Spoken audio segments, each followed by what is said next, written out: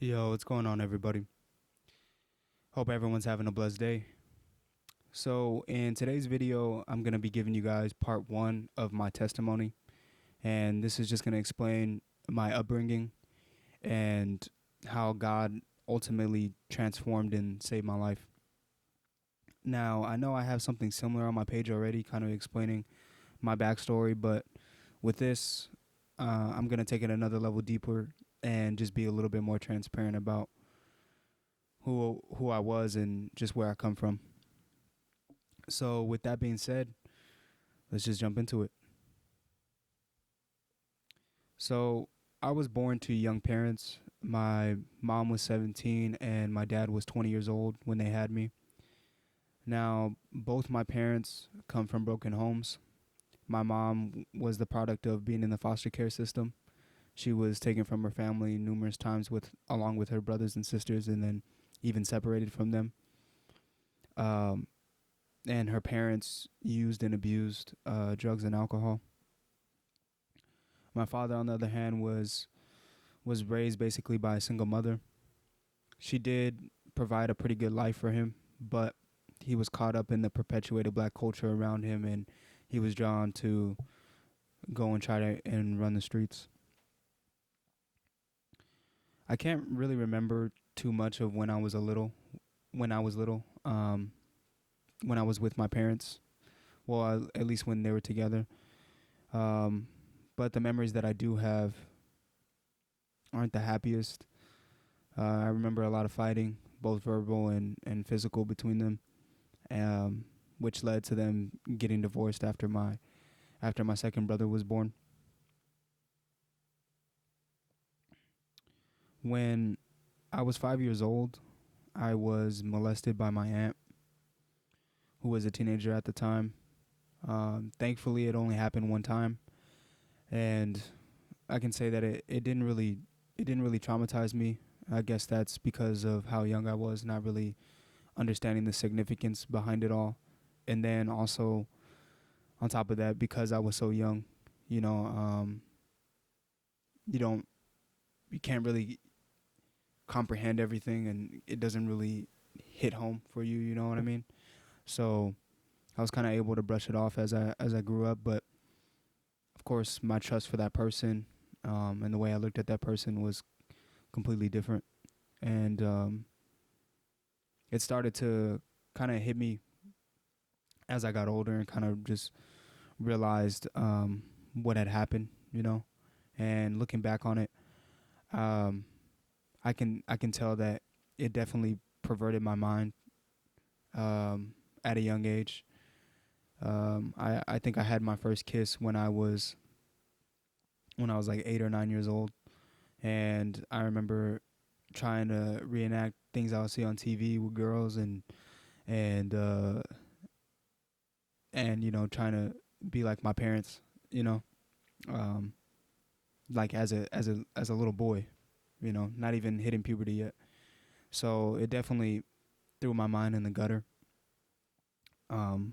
way too early. So after my parents got divorced, I was pretty much raised by a single mom. My dad became an every other weekend dad, and he was kind of in and out of the picture. It wasn't entirely his fault.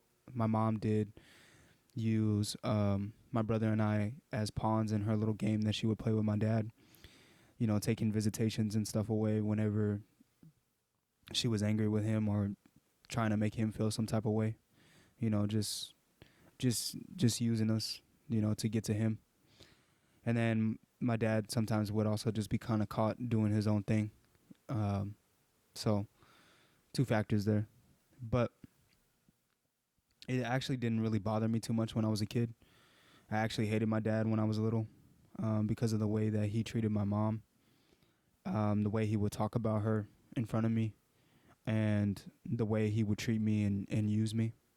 So my dad would kind of manipulate me into giving him information about like what my mom was up to, who she was talking to, things of that nature. And of course, like he would then use that as ammo towards my mom, and then it would come out that I told her Of course, I got my butt whooped for spreading her business, and then each time I would go to my dad's house, he would try to get some more information on her and play with my emotions and stuff, and then, tell me things like, I'm not gonna tell her that you told me, like I won't tell her anything, this and that. But I kept falling for it, and would go home to a whooping after they would argue for a couple hours. And then because of that, and because of the way that I actually saw the way my dad was living as I started to grow up a little bit, I wanted nothing to do with my dad. I didn't want to be anything like him. I rejected his whole person, I guess you could say, like everything he was about, everything that he did, his whole lifestyle, the way he walked, the way he talked. I wanted nothing to do with it. Now, growing up, my family was really poor. My mom didn't graduate high school. She also became an alcoholic after the divorce, and we pretty much stayed on government assistance for a majority of my life. To just kind of describe the type of poor we were, there'd be times where, all we had for dinner was beans or potatoes for multiple nights. Our fridge was mostly empty by the end of the month, kind of waiting on an EBT to hit at the beginning of each month. And my mom couldn't hold a job down. She was able to get some pretty decent jobs, but because of the alcoholism, she wouldn't be able to really hold a job for too long. She would start doing things like showing up late, showing up to work kind of hungover or drunk, smelling like alcohol. So, what's going to happen after that, right? So after she would lose her jobs, we would usually lose our place to stay. We never really stayed in any apartment for long periods of time. We would bounce around from family's house to friends' houses, and then we eventually started staying in shelters. So I've stayed in other people's homes and in shelters more than we stayed in like our actual own house. The biggest apartment we've ever stayed in was a 1-bedroom with 4 of us, and I can say that I've slept on the floor. I've slept on couches more than I've ever slept on a bed. And we've even had to wash our laundry by hand. We didn't have a car. Well, not all the time, but when times would get really tough, we would. And then we never really had a car. There would be some times where my mom would get one, but again, it wouldn't last. She wouldn't be able to really afford it. So we pretty much rode the bus. I've rode the bus like my whole life up until I got the car that I got now. So yeah, that's just kind of how the lifestyle, I guess, I was indoctrinated in, and I didn't really think of it too much. It wasn't until I got to middle school where I started to see people living other lives outside of what I would see around me, because I just lived in the ghetto, so everyone kind of lived like how we lived, or it didn't really look too much different. But once I went to the whole other side of Long Beach and started seeing how the people lived, I started to realize, like, dang, like, I'm broke. Like, my family's broke. And seeing, like, people have nice houses, nice cars, nice clothes, like, it was just something I couldn't relate to. And then because of my rejection of my dad, the way I spoke and the way I kind of carried myself, it wasn't how people expected me to, I guess, carry myself and talk. So I often, I was called whitewashed and Oreo and all this other kind of stuff. And then I didn't really look like everyone else. I was kind of like in between. I kind of looked Hispanic, kind of looked black, but people couldn't really tell what I was. So that already kind of separated me. So just starting to go into that environment, it really was like the perfect storm for me to start isolating myself. I didn't feel like I belonged at all, um, because of the life of where I came from, how I looked, how I carried myself, and then just people's projections on me. And then because I didn't speak Spanish either, I also just kind of put that on myself, I guess, and separating myself from other Hispanic people, not feeling like I didn't belong. I actually don't remember anyone ever saying anything to me about it, or like teasing me for it, but it was just something I kind of picked up from the other half of me, I guess, rejecting me. So I just naturally just felt like I wasn't a part of it. So, you know, hearing that, I really just didn't know how to handle it. I I didn't live like anyone around me. I didn't look like anyone around me. I didn't really talk like majority of the people that look like me. So I was just in this place of like who am I? What am I? Um, how do I please people? Like how do I become like everyone else? So what I started to do is I developed this real shy complex, like where I didn't want to really speak too much, because whenever I did open my mouth, it usually didn't lead to the desired result, I guess you could say. And I didn't want to. I started acting ignorant to a lot of stuff to try to fit in, like acting like I didn't know things, acting, I guess, dumb, I guess you could say, trying to just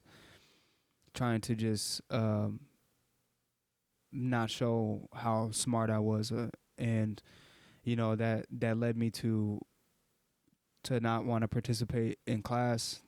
I didn't want to raise my hand and speak, and I became so shy and paralyzed when it came to speaking in front of people, that I would literally ditch school whenever I would have a presentation.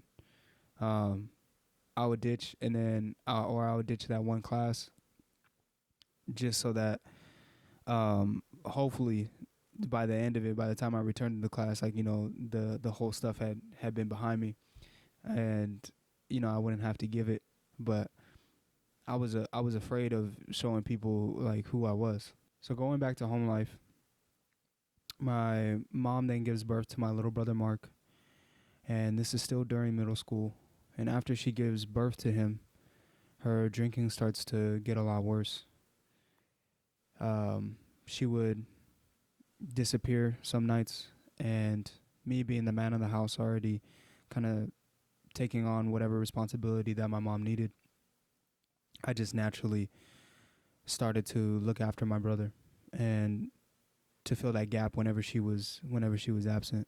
So there would be nights where I'm just taking care of my baby brother and looking after him, and because of that, I built this bond with him that was a lot stronger of a love than that you have for just your brother. It's more like he was mine in a sense. And because of that, I grew up really quickly. Um and I started looking at life through a different lens, started looking at the future of my family and prioritizing that more than, trying to live the life of a teenager and being absorbed and caught up in that type of lifestyle. But when I went to school, um, I didn't want people to see what I was going through. So I would wear a mask, and because I wore that mask, I was able to see when other people were doing the same. And well, at least for the people that I would pay attention to, the people that I would call my friends. So I I would take that time to try to be genuine with them, to pierce it and to have those real conversations, to see what they were really going through. And what I didn't realize at the time was uh, I was doing that for them, but I really wanted somebody to do that for me, to be able to trust and rely on somebody like that. And I just couldn't at the time. until I got to high school. And that's it for part one. I'll finish the second half in part two. And if it just speaks out to you or spoke to you in any way, please let me know. Share it, like it, comment on it, or even hit me up and we can talk about it. But thank you for listening. Have a good one.